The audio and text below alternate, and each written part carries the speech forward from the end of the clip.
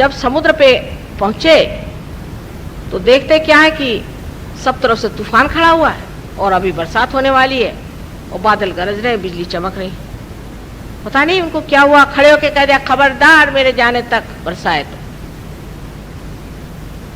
वो लोग जो उनके साथ थे बताने लगे कि उन्होंने खड़े होकर कह दिया।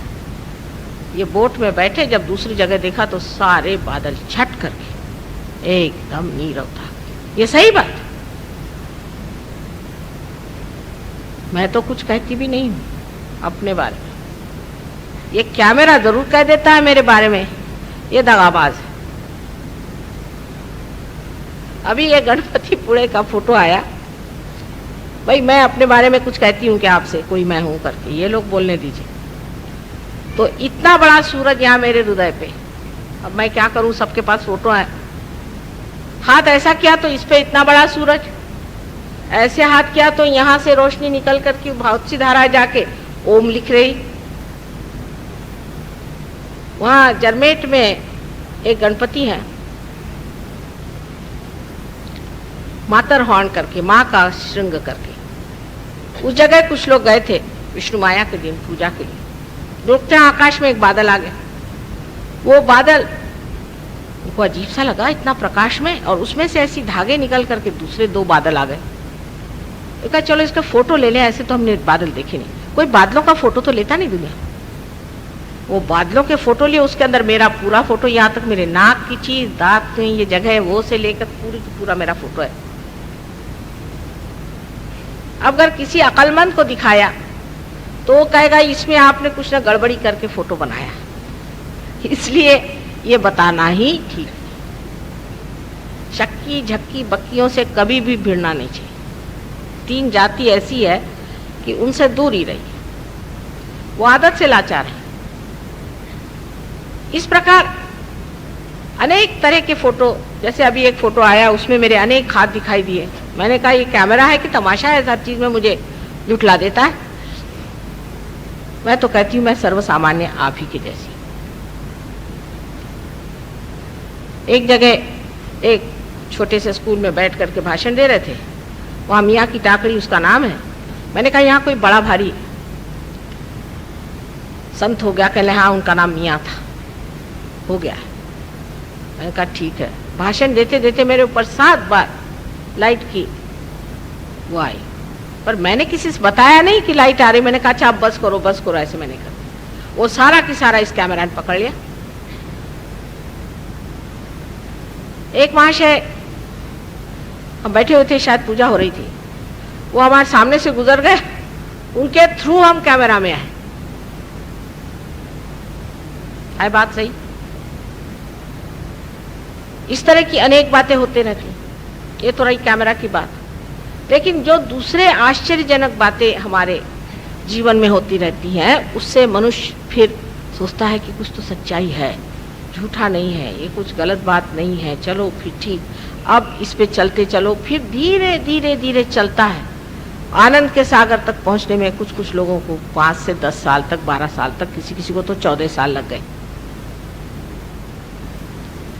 लेकिन एक देहात का सहृदय आदमी उठता है और चला, कूद पड़ा उसमें। अरे माँ हम तो खो गए, अब हम हैं कहाँ जो कुछ गए। ये बड़े भाग्यशाली लोग अपने देश में, करोड़ों ऐसे बैठे हुए हैं। अब दिल्ली में कोशिश कर रहे हैं, देखो कितने की अकल ठीक बैठती है। हाथ जोड़ के सबसे यही कहना है कि अपने आत्मा का प्रकाश प्राप्त करो। कहाँ समय बर्बाद कर रहे हो? ये समय फिर आने वाला नहीं है।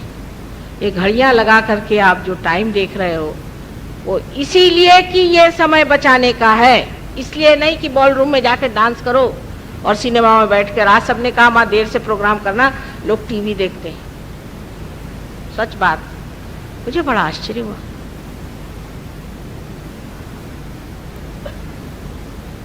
परमात्मा को खोजने वाले लोग हिमालय पे जाते थे,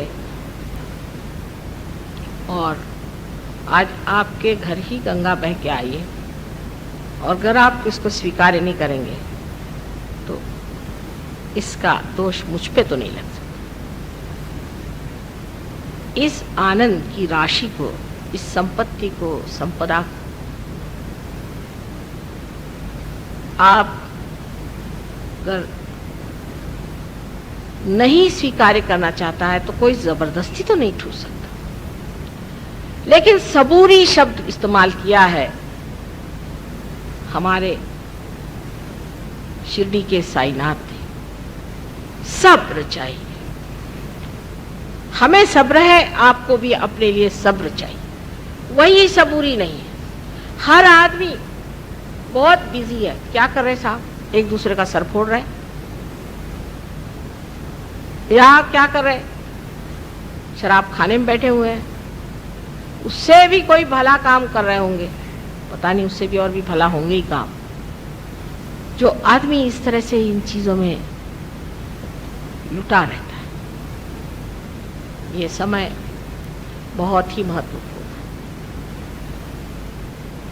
अपना समय बर्बाद हो रहा है। और जब मेरे ऊपर बात आती है तो हर आदमी पहुंच गया मेरे घर पे। मैंने कहा घर पे आओ, मैं बहुत होशियार औरत हूं। मैंने कहा घर पे आइए, मैंने नहीं कहा था कि मैं आपसे मिलूं। घर पे आइए माने ये कि वहां आप बैठ के ध्यान करिए, वहां 4 और सहयोगी होंगे, वो आपको देखें। तो माता जी हमसे क्यों नहीं मिले? अरे मिल के क्या करना है, क्या मिलने वाला है आपको मेरे से?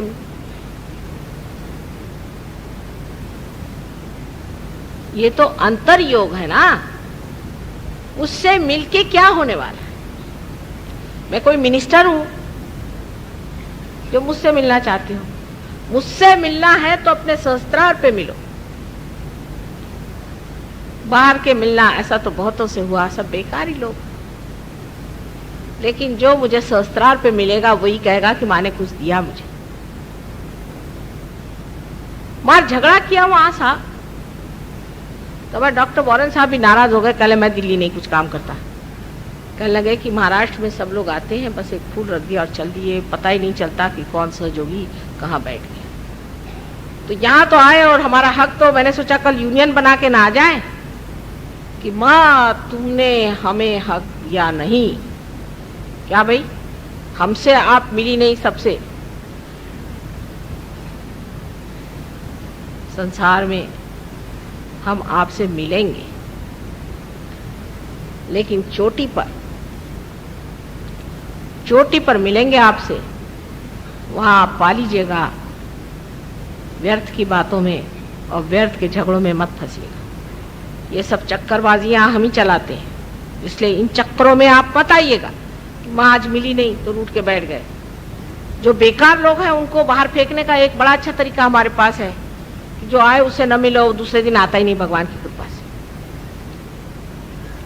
ये हम ही चक्कर चलाते, मैं आपसे फिर बता दूं, क्योंकि बेकार लोगों पे मुझे सर नहीं खपाने का। तो किस तरह से उनको भगाया जाए? सच्ची बात आपसे बता दूं, मैं माँ हूं, झूठ क्यों बोलूं। तो जो आए उनको मिलो नहीं, उनमें से जो सच्चा होगा कल आएगा और नहीं तो नहीं आएगा। मुझे आपसे वोट नहीं लेना, कुछ नहीं लेना, सिर्फ मुझे आपको परखना है। परखने का और तरीका बता दीजिए आप मुझे, कोई है क्या?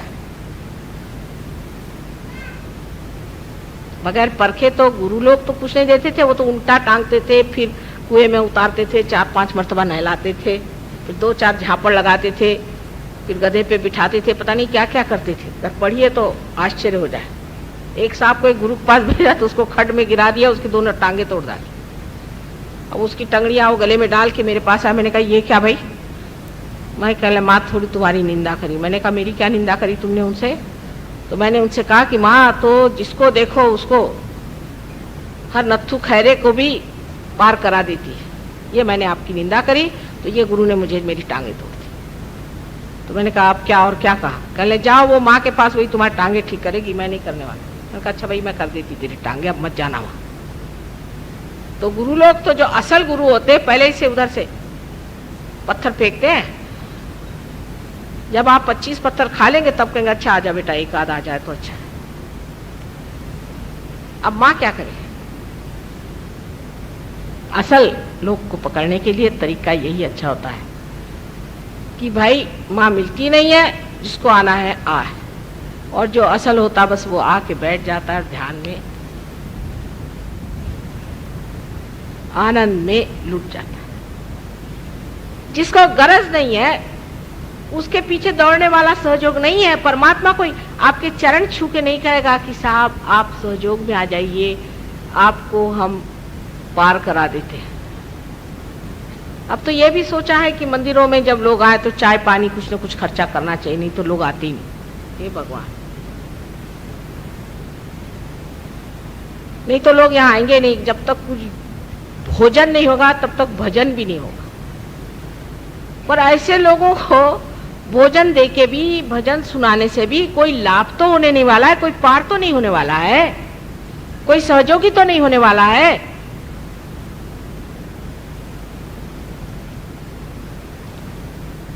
अपने यहाँ युद्ध में बहुत से बाजार वाले भी जाते थे, लेकिन सहयोग के युद्ध में बाजार वाले नहीं चलने वाले।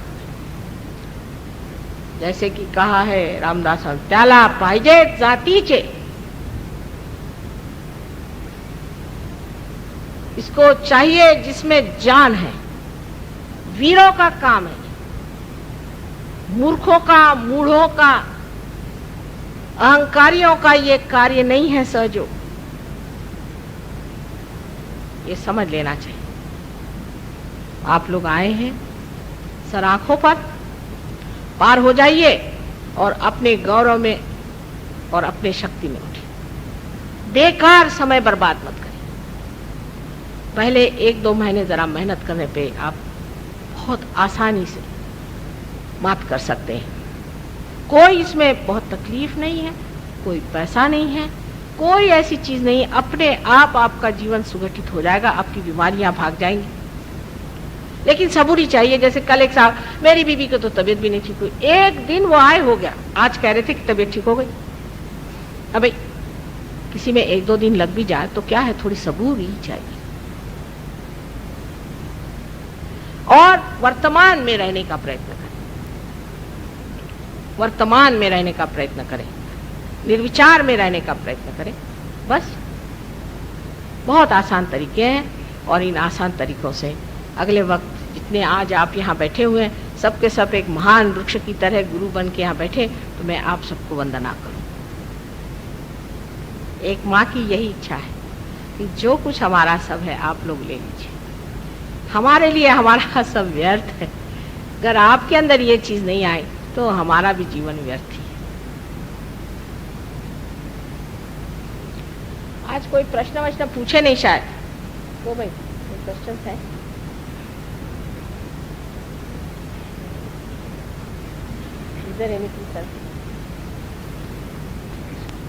कहने पर भी लोग अपनी खोपड़ी में बना रखे हैं बातें अहिंसक। मैंने आपसे पहले कहा था कि जिस आदमी को जो चीज माफिक आती है वो खाना चाहिए, लेकिन अपने से जो बड़े जानवर हैं उनको मार के खाने से आपके भी मसल्स वैसे हो जाए। आपसे जो छोटे जानवर हैं उनको तभी खाना है जबकि आपको उसकी जरूरत है, और उनको खाने में कोई भी दोष नहीं होता। हमारे यहाँ राम खाते थे, कृष्ण खाते थे, और बुद्ध भी खाते थे। बुद्ध मरे कैसे आप जानते होंगे कि एक जंगली सूअर को मार के किरात लाए थे जो उनके शिष्य थे, और बुद्ध उनके यहाँ गए और कहने लगे कि मुझे ये जल्दी से खाना बना दो। उनका कि अभी तक जब तक ये थोड़ी देर नहीं बीत जाती तो ये गोश्त बनाना ठीक नहीं और इससे नुकसान हो जाए। लेकिन उनको कहीं जाने का था, जल्दी में कहा भाई जैसा भी दे दो। उसी से वो मर गए। तो बुद्ध ने गोश्त नहीं खाया ऐसा जो लोग कहते हैं, ये गलत बात है। ये नहीं मैं कहती कि सहयोग में सबको गोश्त खाना ही है, लेकिन नानक साहब खाते थे। तो क्या वो इन पाखंडी लोगों से बदतर थे जो कि गोश्त नहीं खाते, मनुष्य की जान खाते हैं? और ये भी सोचो कि ये जो मुर्गियां हैं इनको मैं क्या रियलाइजेशन देने वाली हूं। लोग तो ऐसे भी हैं कि जो कीड़े मकोड़ों को बचाते हैं और ब्राह्मण को पैसा दे देते हैं कि उसको खटमल खाए, तो वो ब्राह्मणों को पैसा दे देते कि अच्छा चल भाई तेरा खून खा लिया तो हमने खटमल बचा लिया। अब ये खटमलों को बिठाऊंगी मैं यहाँ, कुछ अक्ल से काम लीजिए। मैंने गीता पर कह दिया है कि कृष्ण ने कोई ऐसी अहिंसा कही नहीं है। उन्होंने तो कहा कि तू मार, अपने गुरु को भी मार तू, अगर वो अधर्मी है तो इस तरह की जो अपने दिमागी जमाखट बना रखे कि साहब अहिंसा माने खटमलों को बचाना। तो एक साहब कह लगे कि माँ, जब तक आप लोगों को ये नहीं कहेंगी कि आप शुद्ध शाकाहारी हो जाइए, तब तक सहयोग नहीं चलेगा। मैंने कहा कल लोग आके कहेंगे कि खटमल को बचाइए, तो भी मैं करूं। और देवी के लिए अगर आप कहें कि वेजिटेरियन हो जाए तो रक्त बीज का रक्त कौन पिएगा? आप लोग। और उस महिषासुर को कौन मारेगा? आप लोग। अहिंसा का झंडा लेने वाले सबसे बड़े अहिंसक होते हैं। मैंने तो अधिकतर ऐसे ही देखे। गांधी आश्रम में मैं भी बहुत साल रह चुकी हैं और मैं जानती हूं वहां के लोग तो ऐसे कि उनको आप उंगली भी नहीं लगा सकते, एकदम आग की तरह गुस्सेले लोग। इस तरह की भ्रामक कल्पनाएं न रखें। और बहुत से लोग ये सोचते हैं कि बहुत सी बीमारियां इसलिए हो जाती है कि आप ये जानवर खाते हो, वो जानवर खाते हो। उल्टी बात। अपने देश में कुछ लोगों को जरूरी है कि वो प्रोटीन खाएं, प्रोटीन फूड खाएं, उनके मसल्स जो है कमजोर हो जाएंगे।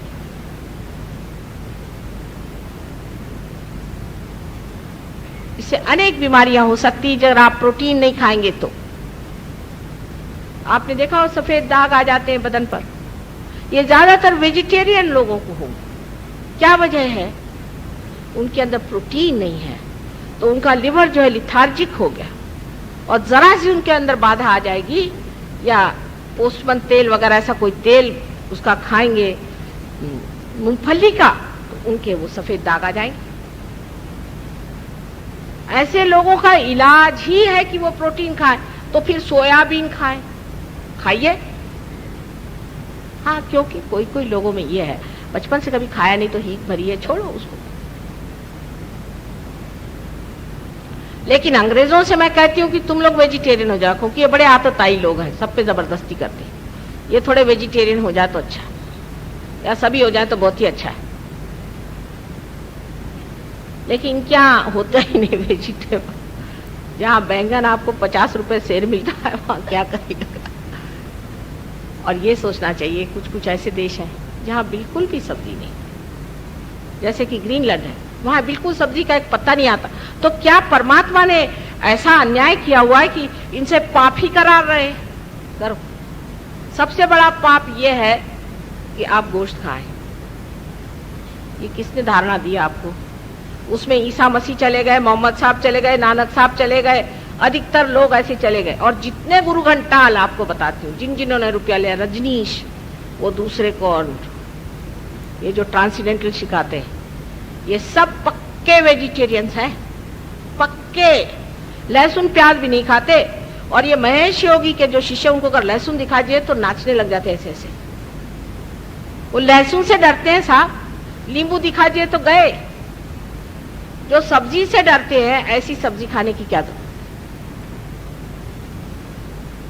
वीरों का काम है, अपने मसल्स बनाने चाहिए। इसका मतलब नहीं कि सब पहलवान हो जाए।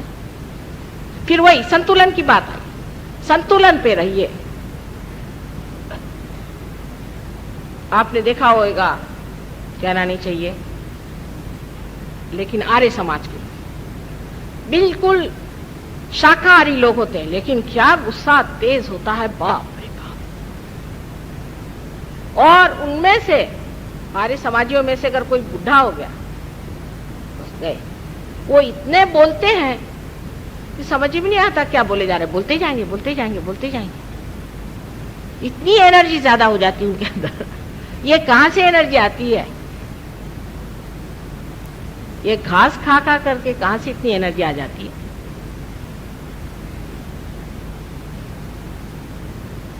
पर इसका ये मतलब नहीं कि कल से आप गोश्त ही खाइए, ये मेरा मतलब नहीं है। संतुलन होना चाहिए। खान पीन विचार में हमारा पूरा समय चला, कुछ न कुछ तरीके से हमने बना रखा है। ब्राह्मणों का तरीका है कि भाई तुम ये नहीं खाओ, तुम वो नहीं खाओ, मैं सब खाऊंगा। जो गोश्त खाने वाला है, तू गोश्त मत खा, तेरा पैसा बचेगा ना, वो मुझको दे। सीधा हिंसा। तू ऐसा कर, हफ्ते में 4 दिन का उपवास कर ले भगवान के नाम पर। एक दिन शिव जी का, एक दिन विष्णु जी का, एक दिन गुरु जी का, एक दिन देवी का। 4 दिन उपवास हो गए, पैसे बच गए, चल मुझे चढ़ा। खाना पीना ऐसा खाना चाहिए कि जो हमारे आत्मा के लिए जो शरीर है उसका पोषक हो। सहयोग में किसी चीज की जबरदस्ती नहीं है, पर हाँ अपने से बड़े बड़े जानवरों को नहीं खाना चाहिए, नहीं तो कल आप घोड़े नजर आइएगा। अब दूसरी बात ये कि जो हम कहते हैं कि हिंसक पशु को मारने से हम हिंसा करते हैं, तो फिर कृष्ण की बात आई कि किसको मारते हैं, उनको तो कभी का मार डाला है मैंने। पर उससे भी बढ़ के बात मैं साइंस की बताती हूँ, वो खोपड़ी में जल्दी आती है, कृष्ण की बात नहीं समझ में आएगी। वो ये है कि जब आप छोटे प्राणियों का मांस खाते हैं तो उनके शरीर में जो मांस है उसकी कहना चाहिए उसके जो मसल्स हैं वो हमारे मसल्स के स्नायु के संबंध में आने से उनकी उत्क्रांति हो जाती है। अब एक सोच लीजिए कि एक मछली है, उसको हायर लाइफ कैसे आएगी, उसके लिए मसल्स चाहिए, वो कहां से आएंगे। एक ये संक्रमण है, जैसे हमारे शरीर में आपसे बताया था मैंने कि हमारे ब्रेन में ग्रे सेल्स हैं। अब ये ग्रे सेल्स बदलने के लिए हमको सेल्स चाहिए दूसरे, वो कैसे आएंगे। तो पेट में जो आपकी मेद है यानी फैट है उसको कन्वर्ट करके ब्रेन में जाता है। तो आप कहिएगा पेट को मार रहे हैं आप ब्रेन के लिए। उसी प्रकार जब किसी जानवर की मसल्स अपने संबंध में आते हैं तो सारी सृष्टि को अगर आप एक सृष्टि समझे और सारे विराट के शरीर को एक शरीर समझे तो उसी शरीर में संक्रमण होता है और उनको हायर लाइफ मिलती है। पर मैं इसलिए कभी कभी कहती हूँ कि इतने जानवर इंसान हो गए कि अब ये ना हो तो अच्छा है।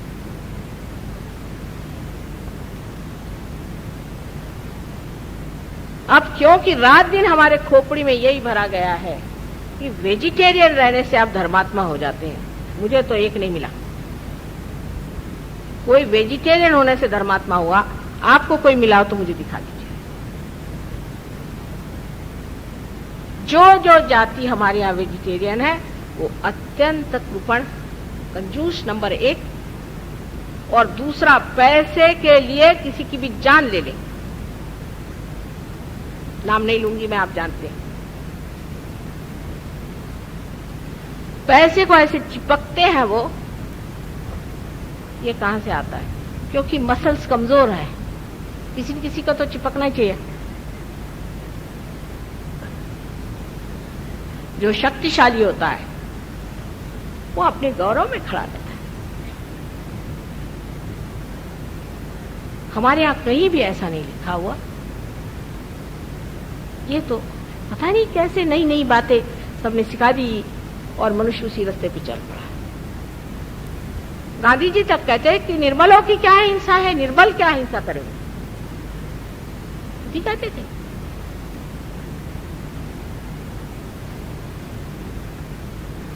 वो कहते थे सबसे पहले अहिंसा करो मनुष्य के साथ और फिर करो जानवरों के साथ। पहले मनुष्यों के साथ अहिंसा तुम्हारी बंद हो गई कि नहीं, मतलब यह है कि ये तो होने ही नहीं वाली, तो उधर आप जाएंगे ही नहीं। तो साफ कहते थे, उनके साथ मैं सालों रही हूं। और हो सकता है उस वक्त जरा गुस्से लोगों की जरूरत थी, गुस्सा दिलाने की जरूरत थी, अंग्रेजों को भगाना था, इसलिए वेजिटेरियनिज्म चला दिया होगा। वेजिटेरियन लोग बड़े क्रोधी होते हैं। ये जो कहा जाता है कि वो बड़े शांत चित्त होते हैं, ऐसे मैंने देखा, क्योंकि जिसके मसल्स ही गड़बड़ शड़बड़ हो उसको तो बस क्रोध ही चढ़ता रहेगा। किसी ने एक झापड़ मारी तो उधर जाके गिर गए। अब उसको क्रोध चढ़ा कि इसको 2 लगाओ तो लगा ही नहीं सकते, हाथ में ताकत नहीं ना, तो वो अपने अंदर ही कुमलता रहेगा, इसको कैसे खाऊं। और जिसको मारना था, गुस्सा चाहे तो 2 झापड़ मार तो गुस्सा निकल जाता है, लेकिन जो झापड़ी नहीं मार सकता वो गुस्सा खाता ही रहेगा, गुस्सा भरता ही रहेगा, फिर काटेगा जाके कहीं से। आपको कोई मिल जाए वेजिटेरियन शांत चित्त तो मुझे लाइए, मैं देखना चाहती हूँ। शांत चित्त होना चाहिए। मैं ये नहीं कहती कि नॉन वेजिटेरियन नहीं होते, वो भी बड़े गुस्सेले हो सकते हैं, पर वेजिटेरियन जो कहते हैं कि वेजिटेबल खाने से हम बहुत गाय जैसे हो जाते हैं, तो वो सींग वाली भैंस जैसी दिखाई दी, मुझे कभी भी नहीं दिखाई दी। ये 40 साल से मैं देख रही हूँ और उम्र तो मेरी बहुत ज्यादा है, मुझे कहीं नहीं दिखाई दी। इसलिए इसमें कोई फर्क नहीं, खान पीन पे इतना चिंतन नहीं। हाँ, दूसरी जो नशीली चीजें हैं वो हमारी चेतना के विरोध में बैठती हैं, तो नशीली चीज नहीं लेनी चाहिए। पर मैं नहीं कहूंगी, नहीं तो आधे लोग उठ के चले जाएंगे, पर मैं ये कहूंगी कि सहयोग के बाद आप छोड़ दें। सब चीज का प्रत्यक्ष करना चाहिए। फिर मैं कहती अपने दिमागी जमा खर्च से मत सोचिए, प्रत्येक चीज का आप प्रत्यक्ष करें। आज सिर्फ ऐसा ही हाथ करने से आपके अंदर ठंडी ठंडी हवा आने लगी। और आपको आश्चर्य होगा कि जो नॉन वेजिटेरियन होते हैं उनके भी कुछ चक्र ऐसे विचित्र पकड़ते हैं, पर जो वेजिटेरियन होते हैं उनका लेफ्ट नाभि इतने जोर से पकड़ता है जिसकी कोई हद नहीं। मैंने नॉन वेज के भी पकड़ते हैं, पर वेजिटेरियन के भी पकड़ते हैं बहुत बुरी तरह से चक्र।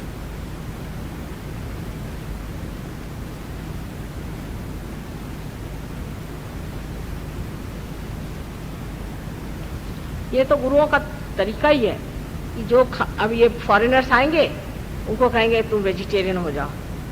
ये हमें बताया गया कि स्विट्जरलैंड में 6000 पाउंड लिए गए और सब लोग होटल में रहे और उनसे कहा गया कि देखो भाई, तुमको एकदम वेजिटेरियन होना है और तुम्हारे मसल्स जरा से ढीले पड़ने चाहिए, तभी तुम हवा में उड़ सकते हो। वो हवा में उड़ा रहे लोग, और ये गधे लोग 6-6 हजार रुपये खर्च करके गए। 6-6 हजार पाउंड, एक पाउंड माने करीबन 15-16 रुपये।